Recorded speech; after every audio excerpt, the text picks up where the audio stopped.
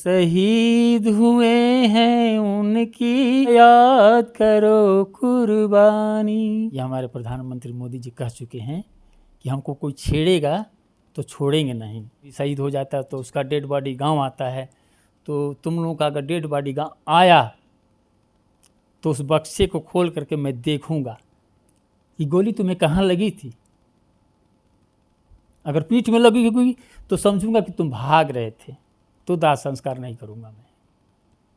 और गोली आगे लगी होगी तो मुझे खुशी होगी कि मेरा बेटा आगे बढ़ रहा था, गोली चलाता हुआ आगे बढ़ रहा था, तब दुश्मन की गोली उसकी छाती में लगी है, तो मुझे गर्व होगा और खुशी होगा कि नहीं, मेरा बेटा देश के काम आया।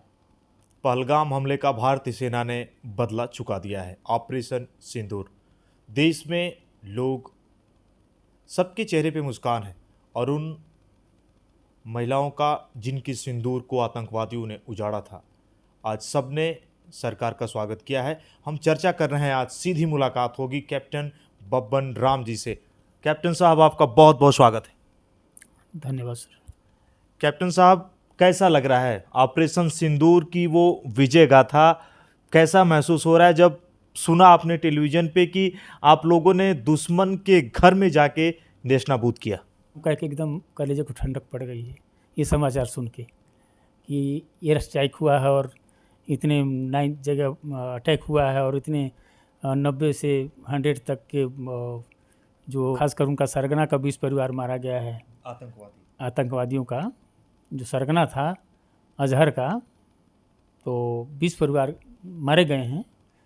तो इसलिए हमें तो बहुत खुशी हो रही है सर, एक फौजी होने की। कारगिल वार में भी कैप्टन साहब आप रहे हैं। कारगिल वार को जितने करीब से आप देखे हैं, हम लोग तो काफ़ी छोटे थे, लेकिन कारगिल वार की वो विजय गाथा अगर मैं कैप्टन साहब से आज मैं चाहूँ कि थोड़ा सा एक माहौल आज देश जिस तरीके से देख रहा है, कारगिल वार के बारे में कुछ बताएं। आप तो उस वार का हिस्सा रहे। जी, मैं उस वार का हिस्सा रहा हूँ। देखिए, मैं आर्मी के बारे में ज़्यादा वो वैसी बातें तो नहीं कर सकता, चूँकि मैं आर्टिलरी से हूँ। ये मेरा निशान है, देख सकते हैं। तो आर्टी के बिना कोई भी युद्ध, कहते हैं कि art is the God of war, artillery के बिना युद्ध जीतना असंभव है। तो उस समय कारगिल वार में जो आर्टिलरी जो काम किया था, आप अखबार में, वीडियो में, टीवी में देखा होगा, जो हमारे तोपें हैं जब गरजती थी, गोला निकलता था तो इस्लामाबाद तक आवाज़ जाती थी। और आर्टी की देन है कि आज तोलो लिंग, कारगिल और जो काक्सर पहाड़ियाँ हैं, ऊपर से दुश्मन को भगाया जा सका है। जी, अटल जी की कुछ चर्चा आप कर रहे थे, वो बातें जो कि कम लोग जानते हैं, थोड़ा सा अगर मैं कैप्टन साहब से पूछूं। अटल जी की बात सर मुझे याद है कि उन्होंने जब कारगिल के समय की बात बता रहा हूँ कि पाकिस्तान ने परमाणु हमले की धमकी दी थी कि हम परमाणु हमला करेंगे, तो अटल जी ने इतना ही कहा था कि हम तो आधे हिंदुस्तान को, यानी 50 करोड़ देशवासी को भूल चुका हूँ, लेकिन तुम अपना पाकिस्तान देखो कि हमने जब परमाणु हमला कर दिया तो तुम्हारे धरती पर निशान रहेगा या नहीं रहेगा। हम तो फिर भी आधे देश को बचा लेंगे। तो ये वजह रहा कि पाकिस्तान ने परमाणु हमला नहीं किया, उससे पीछे हटना पड़ा। अभी जब आपने पहलगाम पे जो हमला हुआ, आपने देखा भी किस तरीके से आतंकी आते हैं, नाम पूछते हैं, फिर गोली मारते हैं।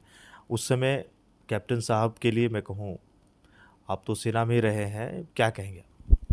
सर, मैं जहाँ तक कि उग्रवादियों की बात है, आतंकवादी बोलिए। हाँ, आतंकवादी ही सही, हमारे तो सब उग्रवादी हैं, आतंकवादी हैं, देशद्रोही हैं, एनीज हैं, एंटी नेशनल एलिमेंट्स हैं। तो मैं तो श्रीनगर में 2 बार टेनोर में रह चुका हूँ। जब 89 में हमारी पलटन जब गई थी श्रीनगर में, तो वहीं से ये जो उग्रवाद शुरू हुआ है। कश्मीरी पंडितों को हमने आंखों के सामने भागते हुए देखा है, अपने उनके घरों को जलते हुए देखा, उनकी कारों को आग लगते हुए देखा है, उनके मकानों को जलते हुए देखा है। बेबस लाचार थे। 89 में शुरुआत हुई थी और शुरुआती दौर में हम लोग थे, वहीं से और ये जो चरम सीमा पर था, उस समय हमारा एक जवान भी शहीद हो गया था। उसको पकड़ करके और वो उसकी हड्डियाँ वो करके ये जान करके ये फौजी है करके, इस वजह से उसको मार दिया गया। उसके छाती पर JKLF भी लिखा था चाकू से, हमारे पलटन के जवान को। तो इनके बारे में जितनी भी निंदा की जाए और इनको कड़ी से कड़ी सज़ा दी जाए, बुरी तरह से मारा जाए, हम तो ये चाहते हैं। और बात रही ये पहलगाम हमले की, तो बहुत ही दुखद घटना है। हमने तो देखा है कैसे औरतें बिलख रही है, कैसे रो रहे हैं। अब उनकी पत्नियों से पूछिए जिन्होंने अपना सुहाग, जिनका सुहाग गुजरा है। और आप पूछ रहे थे कि सिंदूर, ऑपरेशन सिंदूर के बारे में। तो ऑपरेशन सिंदूर जो हमारे देश की संस्कृति है, जो शादीशुदा विवाहित औरतें हैं उनके मांग में सिंदूर होता है, ये उनकी पहचान है। तो जिसका मांग का सिंदूर उजड़ गया, और मैं समझता हूँ उसी सिंदूर के चलते ही ये ऑपरेशन सिंदूर नाम दिया गया है। और ये अच्छी बात है। शायद हमारे देश के प्रधानमंत्री मोदी जी जो सोशल मीडिया के माध्यम से पता लगा है कि ये सलाह जो है हमारे प्रधानमंत्री मोदी जी का ही है कि ऑपरेशन सिंदूर। ऑपरेशन की आपने बात की, किसी और ऑपरेशन के बारे में भी आप मुझे बता रहे थे जो नाम रखा जाता है। एक ऑपरेशन विजय था 1999 में। अटल जी ने ऑपरेशन विजय नाम इसलिए दिया था कि किसी भी कीमत पर विजय हमने हासिल करना ही करना है। जो चोटियों पर हमारे दुश्मन बैठ चुके हैं उनको हटाना ही हटाना है, उन पर विजय प्राप्त करना ही करना है। उसी के दौरान की आपकी बात, उसी समय की बात बता रहा था कि जब पाकिस्तान ने परमाणु हमले की धमकी दी थी।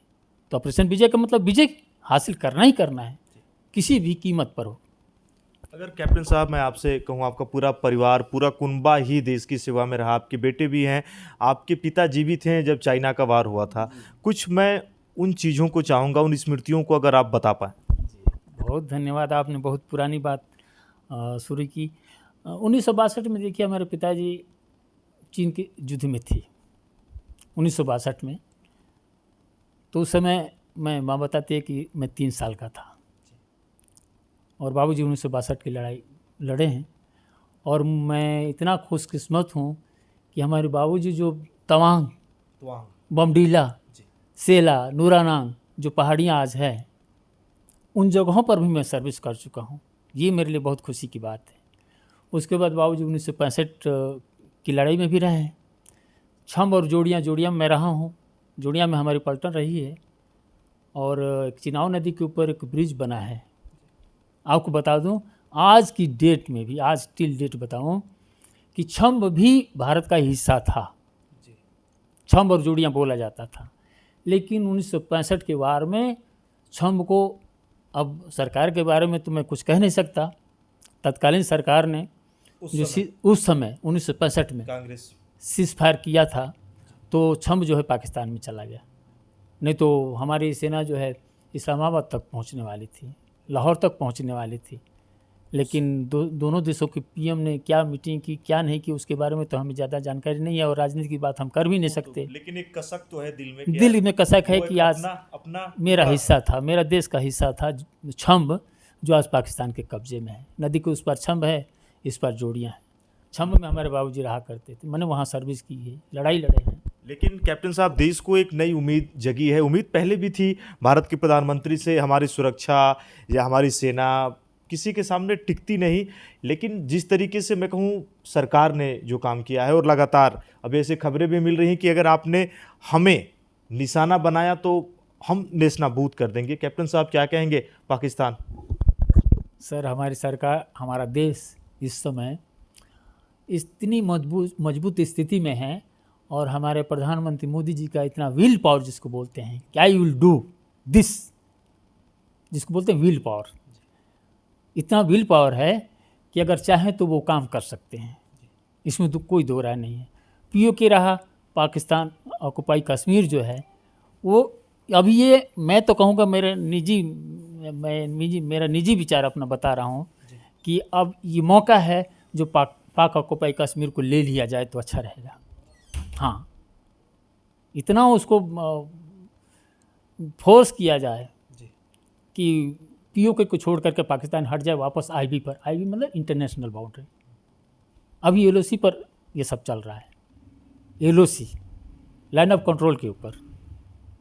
और जो इंटरनेशनल अंतर्राष्ट्रीय जो सीमा रेखा है वो अपने वापस स्थिति में पाकिस्तान चला जाए और बाकी हमारा देश का हिस्सा छोड़ दे। अगर मैं कैप्टन साहब से पूछूं, ये उम्मीद जगी है कि ये सरकार करेगी या कर सकती है? अब देखने से तो लग रहा है कि सरकार कुछ करेगी, बहुत अच्छा लग रहा है। खास करके ऑपरेशन के बारे में जब जब भी पाकिस्तान ने कुछ करने की दुस्साहस की है तब हमारे देश के पीएम ने कड़ा फैसला लिया है, और फैसला लिया नहीं है उसको ग्राउंड में किया भी है, जो कहा है उसको किया है। कैप्टन साहब, पाकिस्तान के जितने भी आतंकी ठिकाने थे एक एक को टारगेट किया गया और मैं कहूं कि नेस्तनाबूद कर दिया गया। परिवारों तक को, जो उनके परिवार थे जो वहां पे आतंकवादी गतिविधियों को पनाह देते थे, उनको जिस तरीके से आपकी सेना ने मार गिराया। अगर मैं कैप्टन साहब से पूछूं, एक दिल की आवाज़ जब आप कहते हैं तो रोंगटे खड़े हो जाते हैं, क्या कहेंगे कैप्टन साहब?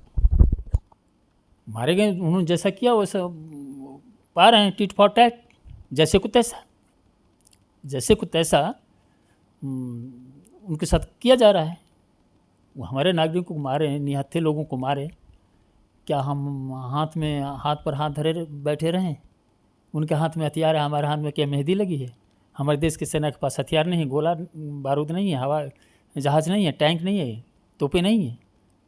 किस काम के लिए हैं? किस दिन के लिए हैं वो? ये मेरा निजी विचार है कि एकदम ये अच्छा मौका मिला है, और हम तो अपने आदरणीय प्रधानमंत्री मोदी जी से मैं आग्रह करूंगा, पर्सनल मेरा कहना है कि साहब इस मौके को मत चूकिए और जो गया है उसको वापस ले लीजिए। हम सब आपके साथ हैं। और आपको बताऊं, एक आदमी पूछ रहे थे कि जो आपको बता रहा था, तो अभी 3-4 दिन पहले हमने प्रधानमंत्री मोदी जी को और रक्षा मंत्रालय को अपने गाजीपुर ज़िले के डीएम साहब के माध्यम से पत्रक सौंपा है हमारे पूरे सैनिक संगठन ने। जी, किस पर कार्रवाई किया जाए। हम लोग बहुत व्यथित हैं, दुखी हैं। जी कैप्टन साहब, जब आपने करीब से देखा जो लोग वहाँ पे अपनी छुट्टियों को मनाने के लिए गए हैं, अपने परिवार के साथ खुश हैं, छोटे छोटे बच्चे हैं, पिता है, माँ है, भाई, ये सब लोग थे, और जिस तरीके से मैं कहूँ उनको टारगेट किया गया, उनकी मांग का सिंदूर उजड़ गया। एक सैनिक के रूप में, एक सैनिक जब जाता है तो देश पहले होता है, परिवार बाद में होता है। लेकिन अगर मैं कैप्टन बब्बन राम से पूछूं कि वो कैराना हरकत आज आप क्या उन परिवार को कहेंगे, और जो भी गुनाहों के आका हैं अगर पाकिस्तान, जी दोनों सवाल हैं हमारे, जी क्या कहेंगे? देखिए, जो हो गया उसको तो होने को कोई टाल नहीं सकता। जो बहनें विधवा हो गई हैं, हम भगवान से प्रार्थना करेंगे कि उनको, उनकी दिल को इतना मजबूत बनाए और दुख सहने के का शक्ति दें, और उनका आगे का भविष्य उज्जवल हो। जो गया है उसको हम वापस ला तो नहीं सकते। हाँ, इतना कर सकते हैं एक फौजी के नाते कि उनको ये कहना चाहता हूँ कि बहनों, माताओं, जो आपका सिंदूर उजड़ा है, उस सिंदूर का बदला ऑपरेशन सिंदूर के तहत आज हमारी सेना ले रही है, और लेते रहेंगे, और लेके रहेंगे। इसके बारे में कैप्टन साहब, आपसे अंतिम सवाल मैं पूछूंगा। जब से मैंने आपका इंटरव्यू लेना शुरू किया तब से लेकर अब तक मेरे एक एक रोंगटे खड़े हुए, और बहुत सारे इंटरव्यू किए, लेकिन आज आपका इंटरव्यू लेने का मुझे जो सौभाग्य मिला। कैप्टन साहब, मैं कहूँ आपने एक बात मुझसे की थी जब मैं आपसे मिला था। आपके बेटे फोर्स में है, लेकिन आपने कुछ शब्द, कुछ लाइनें अपने बेटे से कही थी, आना तो सामने से वार करना। मैं ज़्यादा नहीं कहूँगा, मैं आपके ही शब्दों में चाहूँगा, जो भी पूरी दुनिया देख रही है, जो भी लोग मेरे जुड़े हैं, देख रहे हैं, कैप्टन साहब क्या कहेंगे? एक कैप्टन, एक बाप, वहाँ पे एक पिता कह रहा था या फिर एक कैप्टन अपने बेटे के लिए? मैं सर, देखिए, ये बहुत अजीब सवाल कर दिया है, और मुझे खुशी हो रही कि आप इस चीज़ को ढूंढ पाए हैं, दोबारा उजागर कर रहे हैं। सर देखिए, हमारे जो जनरेशन, हमारे परिवार की तीसरी पीढ़ी सेना में चल रही है। जैसे आपको मैंने बताया कि हमारे बाबूजी 62 की लड़ाई, 62 की चीन के साथ, 65 पाकिस्तान के साथ, 71 में पाकिस्तान के साथ, उस समय हमारे बाबूजी मुक्ति वाहिनी सेना में, जो आज बांग्लादेश की राजधानी ढाका है, वहाँ पर थे। और मैं अकेला अकेला संतान होने के नाते भी वहाँ अकेला होते हुए भी बाबूजी हमको छोड़ के चले गए लड़ाई में। मैं उस समय कक्षा 6 में पढ़ रहा था। अब बाबूजी माँ बेटे को छोड़ करके ढाका चले गए। फिर वहाँ से आए तो अब मैं भी आपको बताऊं कि 1999 कारगिल ऑपरेशन का हिस्सा रहा हूं और 2 बेटे मेरे आर्मी में हैं, तीसरी पीढ़ी सेवा कर रही देश की। और बेटों की बात आपने की तो एक बाप के नाते मैं ये कहूँगा सर कि जैसे मेरे बाबूजी भी कहते थे कि एक ही लड़का है। मार होती थी जब मैं जाता था तो मार होती थी कि भाई क्यों आपने भर्ती करा दिया, हम मर जाएंगे तो मुँह पर आग देने वाला भी कोई नहीं रहेगा। लेकिन बाबूजी ने कहा कि चुप रहो, ऐसी बात नहीं कहते, फौजी का बेटा है और फौजी की तरह नौकरी करेगा, कुछ होगा तो हमारे लिए, बाकी जनता देश तो है ही है। बाकी उसी तरह वही शब्द मेरा भी अपने बेटों के लिए है कि बाबूजी जैसे हमें कहते थे कि भैया जैसे मैं आ गया 3 लड़ाई लड़के, आप भी कुशल से घर आ जाओ, वैसे मैं भी कह रहा हूँ अपने बेटों को, 2 बेटों को कह रहा हूँ कि बेटा एक बाप कह रहा है कि तुम फौज में बेशक हो, नौकरी कर रहे हो, ड्यूटी कर रहे हो और गोला गोली चला रहे हो, चलाओ, लेकिन एक बाप के नाते कहूँगा कि सकुशल आप भी घर आ जाओ। लेकिन एक फौजी के नाते, फौजी होने के नाते मैंने उन दोनों को कह दिया सर कि जिस दिन ऐसा मौका है, जैसा अभी मौका आ गया है, अभी मौका है जी, और अगर बॉर्डर पर हों या किसी ऑपरेशन का हिस्सा हों तो मैं एक फौजी के नाते कहूँगा कि जब तुम्हें कुछ हो जाए, जैसे भारत सरकार के निर्देशानुसार कोई भी शहीद हो जाता है तो उसका डेड बॉडी गांव आता है, तो तुम लोगों का अगर डेड बॉडी गांव आया तो उस बक्से को खोल करके मैं देखूंगा कि गोली तुम्हें कहाँ लगी थी। अगर पीठ में लगी होगी तो समझूंगा कि तुम भाग रहे थे, तो दाह संस्कार नहीं करूंगा मैं। और गोली आगे लगी होगी तो मुझे खुशी होगी कि मेरा बेटा आगे बढ़ रहा था, गोली चलाता हुआ आगे बढ़ रहा था, तब दुश्मन की गोली उसकी छाती में लगी है, तो मुझे गर्व होगा और खुशी होगा कि नहीं मेरा बेटा देश के काम आया। ऐसा ही काम करना मेरे बेटों, भागना नहीं है, पीठ में गोली नहीं खा के आना है। ये मैंने उनको स्पष्ट कह दिया है कि बाप के नाते तुम कुशल से आ जाओ घर मेरे सामने। और एक फौजी कह रहा है कि नहीं, कुशल से आओ, पर तुम एक हो तो कम से कम 10 के मार के आना, 10 को मार के वापस आना। अगर कुछ हो जाता है, गोली लगती है, तो गोली तुम्हारे सीने में देखना चाहूँगा, पीठ पर देखना नहीं चाहूँगा। जी मेरा अपना विचार है। दोस्तों जीवन में मैंने बहुत सारे इंटरव्यू किए, बहुत सारे लोगों को किए, लेकिन जो इन्होंने मुझे बात बताई एज ए पत्रकार, एंकर या जो भी मैं कहूँ, दिल से मेरी आंखें भर आईं। और एक पिता देश प्रेम के प्रति अब इससे बड़ी भावना मैं नहीं समझता इस धरती पर कोई देख सकता है, कोई बयां कर सकता है। जिस तरीके से कैप्टन बब्बन जी ने मुझे बताया। कैप्टन साहब, अंतिम सवाल अगर मैं कहूँ आपसे, जितना आपने देखा है, देख भी रहे हैं, पाकिस्तान हमेशा अपनी हेकड़ी दिखाता है, या मैं ये कहूँ कि खिसियानी बिल्ली खम्मा नोचे? देखिए सर, हमेशा कमज़ोर जो होता है ना, गाली देता है, और जब कमज़ोर गाली देता है तो उसको चुप कराने के लिए थप्पड़ मारना पड़ता है। हमारा देश हमेशा से ही धर्म निरपेक्ष रहा है और किसी के ऊपर हमला न करने की ये हमारी पहली नीति है। हमारे देश की पहली नीति है किसी के ऊपर हमला न करना। लेकिन अगर कोई छेड़ेगा तो हम छोड़ेंगे नहीं। 1989 को आपने काफ़ी करीब से देखा, जब वहाँ से कश्मीरी पंडितों को भी बाहर किया गया, लेकिन कुछ ऐसा वाक़या आपने बताया, मैं चाहूँगा ज़रूर जो भी लोग देख रहे हैं आप साझा करें। सर, जहाँ तक 89 में हम वहाँ श्रीनगर में थे तो उग्रवाद शुरू हुआ था। अफ़गानी लोग आए थे, लंबी लंबी दाढ़ियाँ थी, लोकल कश्मीरी नहीं थे। चूँकि हमें तो बताया ना कि पहले राजनीति से हमको वो नहीं है। एसएस जो सोवियत संघ टूटा था उस समय, तो शायद अमेरिका की भेजी हुई वो थे, अफ़गानी लोग थे। अफ़गानी इंडियन में पहचान आ जाएगा। एकदम एकदम। अफ़गानी और जो इंडिया के लोग हैं, चाहे पाकिस्तान के लोग हैं, इंडिया पाकिस्तान के लोग एक जैसे ही हैं। तो उन्होंने क्या किया था, मैंने कि ज़्यादा मारकाट शुरू किया था कश्मीरी पंडितों के साथ। और फिर जब हम कोई ऑपरेशन करना पड़ा, जितने साल, मैंने 2.5 साल हम रहे सर श्रीनगर में। और जब सो तो AK-47 बगल में, 3 मैगजीन गोलियों का। बाथरूम जाओ तो AK-47, मेस में खाना खाओ जो तो AK-47 टेबल पर रख के खाना खाओ। नहाने जाओ तो मैंने कहीं रूम से निकले, अगर सोएं आप अपने बैरक में सोए हैं, बंकर में सोए हैं, तो भी AK-47 बगल में। तो एक पर इस घटनाक्रम के ऊपर हम तो उतना कवि या लेखक हैं नहीं, ना हम कविता रच पाएंगे, लेकिन किसी ने कविता के रूप में बनाया था कि जैसे बगल में हम AK-47 लेके सोते थे और कमर में AK-47 की जो मैगजीन गोलियां थी, तो बगल में ऐसे लेटने का मतलब कि वो कहता है, लेखक कहता है, कवि कहता है कि ऐसा लग रहा है कि तुम्हारे हाथों का कंगन हमें चूम रहा है, चुभ रहा है। जैसे AK-47 का 4 साइड नोक होता है, उस तरह से ऐसे बगल में हम लेके सोते हैं। तो अपने परिवार को फौजी सर से याद करता है कि मैं साथ में हूँ। ऐसा AK-47 मेरे पास है तो लग रहा है कि तुम मेरे पास हो, ऐसा लग रहा है कि तुम मेरे साथ हो।